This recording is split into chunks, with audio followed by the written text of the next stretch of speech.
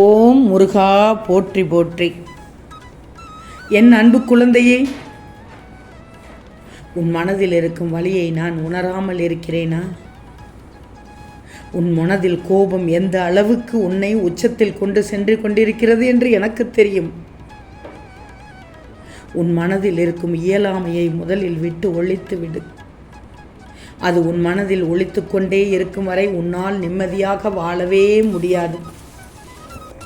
இந்த எண்ணங்களை அழிக்காமல் இருந்தால் அது உன் வளர்ச்சிக்கான வழியை தடைப்படுத்தும். இந்த வழியை கோபத்தை உண்டாக்கியவர்கள் நன்றாக உள்ளார்களே என்று நீ கேட்பது எனக்கு இப்போது கேட்கிறது. கவலைப்படாமல் இரு. அவரவர் வினைக்கு ஏற்றார் போல் அவரவருடைய தீவினை அவர்களை போய் சேரும். வினை விதைத்தவன் வினை அறுப்பான். உன் நிலையை தாழ்த்தும் விஷயங்களையும் தூக்கி எறிந்துவிடு. நான் சொல்வதை கேட்டுக்கோ, ஏற்றுக்கோ. உனக்கு தீங்கு இழைத்தவர்களை பற்றியோ இழைத்து கொண்டிருப்பவர்களை பற்றியோ யோசிக்கவே யோசிக்காதே.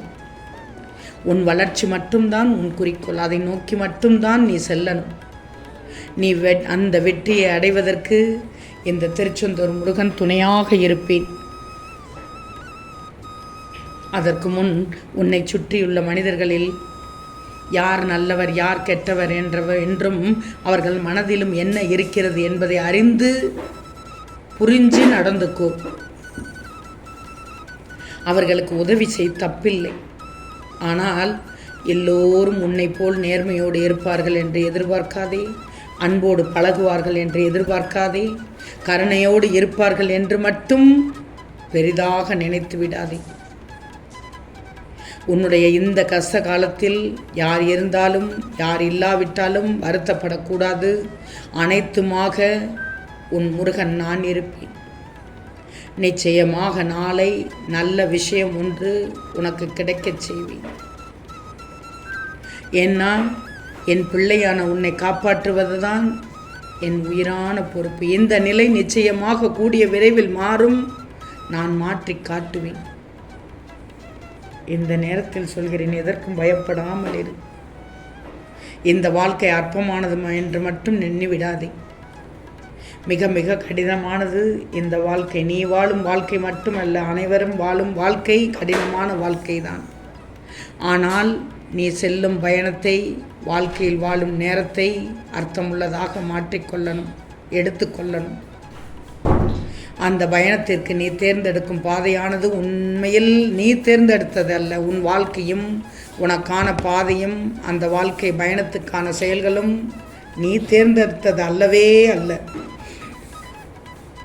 ஏன் நீ செயலாற்றுவதும் அல்ல. இவை அனைத்துமே ஏற்கனவே தீர்மானிக்கப்பட்டது. அப்படி தீர்மானிக்கப்பட்ட வழியில்தான் இப்போது நீ நடந்து சென்று கொண்டிருக்கிறாய். உன் வாழ்க்கை தீர்மானிக்கப்பட்டது என்பதை புரிந்து உணர்ந்து கொண்டால் உன் வாழ்க்கையின் நோக்கம் என்னவாக இருக்கிறது என்பதில் உனக்கு தெளிவு கிடைத்துவிடும். இதில் உனக்கு தெளிவு வந்துவிட்டால் உன்னுடைய வாழ்க்கை உன்னதமானது என்பதையும் புரிந்து கொள்வாய். ஆனால் பலரும் புரிந்து கொள்வதே இல்லை. ஏற்கனவே திட்டமிடப்பட்ட உன் வாழ்க்கையில் மேடு பள்ளங்கள் ஏற்படலாம், நிறைகுறைகள் ஏற்படலாம், கஷ்ட நஷ்டங்கள் இருக்கலாம். இன்னும் சொல்லப்போனால் இந்த உலகம் யுத்தகலம் போல் இருக்கிறது என்று நீ நினைக்கலாம். இந்த உலகம் என்றால் நீ உன் வீட்டுலகத்தையே நினைச்சிக்கோ. உன் வாழ்க்கையே யுத்தமாக இருக்கிறது என்று இந்த நேரத்தில் சொல்கிறாயா? சொல்லி வேதனைப்படுகிறாயா? கவலையே படாதே. உன்னையும் உன் வாழ்க்கையையும் என்னிடம் ஒப்படைத்துவிட. உன் வாழ்க்கை பயணத்தில் ஏற்படுகிற எல்லா கவலைகளையும் நான் எடுத்துக்கொள்கிறேன். உன்னுடைய வாழ்க்கை பயணத்தை நான் லேசாக்கி தருகிறேன். ஆனால் ஒன்று பிரச்சனைகள் வரும்போது துவண்டு போய் விடுகிறாய், துடித்து போய் விடுகிறாய். வேண்டாம், தைரியமாக சந்தித்து பார். அதை எதிர்த்து நின்று போராட வேண்டிய அவசியமே இல்லை. நம்பிக்கையோடு மட்டும் உன்னுடைய வேலையை மட்டும் பார்த்து கொண்டே இரு. பிரச்சனைகளை பார்த்து பயந்து ஓடினால் அது உன்னை இன்னும் வேகமாக துரத்தும். விழ இடம் கூட தெரியாது. நீ பயந்து ஓடினால் விழத்தான் செய்வாய். வேண்டாம், தைரியமாக சந்தித்து விடு. ஒவ்வொருவரின் பலவீனத்தை தெரிந்து கொண்டு ஏமாற்றுபவர்கள் இந்த உலகத்தில் இருக்கத்தான் செய்கிறார்கள். அதற்கெல்லாம் பயப்பட்டால் வாழ்க்கை வாழ்ந்துவிட முடியுமா? அதேபோல் தேவையில்லாமல் உன்னை சுற்றியுள்ளவர்களை எல்லோர் மீதும் சந்தேகப்படக்கூடாது. எடுத்ததற்கெல்லாம் சந்தேகப்படக்கூடாது. நம்பிக்கையோடும் நேர்மையாகவும் உண்மையாகவும் வாழ்பவர்களுக்கு தீங்கு விளைவிக்கும் எண்ணத்தோடு இருப்பவர்கள் தானாகவே அவர்கள் வாழ்வில் இருந்து விலகும்படி அவர்களின் தீய செயல்களை அதை செய்துவிடும். எனவே நான் என்ன சொல்ல வருகிறேன் என்றால், அமைதியாக இரு என் மகளே, அமைதியாக இரு, பொறுமையாக இரு. பேசுபவர்கள் பேசிக்கொண்டே இருக்கட்டும். ஒன்றை புரிஞ்சிக்கோ, சூழ்நிலைக்கேற்ப அனுசரித்து போக வேண்டும். எப்போது எதிர்கொள்ள வேண்டும் என்பதை தெரிஞ்சு வச்சு அந்த நேரத்தில் எதிர்கொண்டு விடு.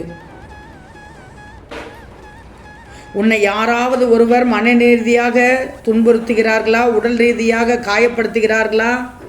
அப்படியென்றால் ஆரம்ப நிலையிலேயே நீ அதை தடுத்து விட வேண்டும். இல்லாவிட்டால் பேரிழப்பிற்கு அதுவே வழிவகுக்கும்.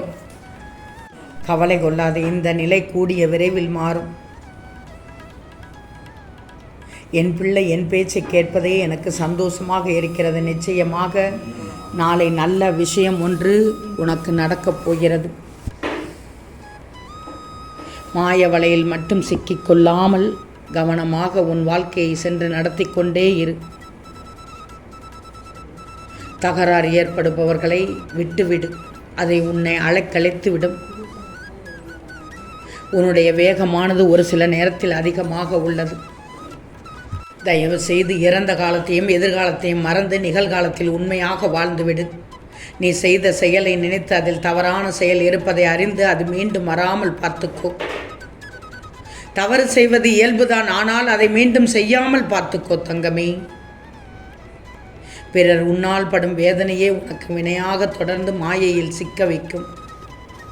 இந்த நேரத்தில் உனக்கு பொறுமை அவசியம் தேவை, நிதானம் அவசியம் தேவை. இதைவிட மிகப்பெரியது சகிப்புத்தன்மை.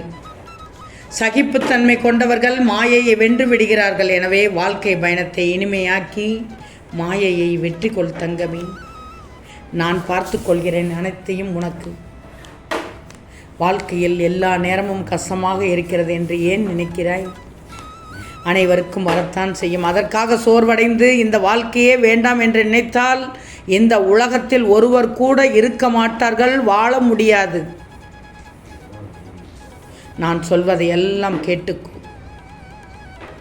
பயப்படாதே. உன்னை தேடி வந்த வாய்ப்புகள் எல்லாம் உனக்கு நான் கொடுத்த வாய்ப்புகள். அதை நீ மனதார ஏற்றுக்கொள். நிச்சயம் நீ வெற்றி பெறுவாய். உனக்கான நல்ல நேரத்தை உனக்கு கொடுத்து விட்டேன். நாளை காலை நல்ல விஷயம் ஒன்று, நீ நினைத்ததொன்று நடக்கப் போகிறது. இப்போது நிம்மதியாக தூங்கி எழு தங்கமே. ஓம் முருகா போற்றி போற்றி.